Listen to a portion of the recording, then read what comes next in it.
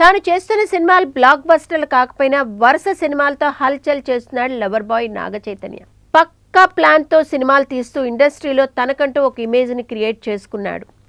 తాను ఇప్పటి వరకు తీసిన సినిమాలో ఏ మాయ చేసావే, మనం మినహాయిస్తే మరే సినిమా పెద్ద విజయాలను అందుకోలేదు. చాలా వరకు యావరేజ్ సినిమాలే ఉన్నాయి. అయినా ఏడాదికి 2 సినిమాలు తీస్తూ ముందుకు సాగుతున్నాడు చైతు. ప్రస్తుతం ప్రేమం, సాహసం శ్వాసగా సాగిపో సినిమాలు విడుదలకు సిద్ధంగా ఉన్నాయి.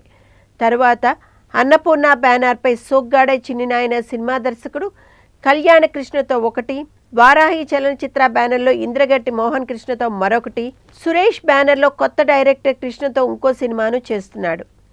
ఇలా కెరియర్లో బిజీగా ఉన్నాడు మన చై.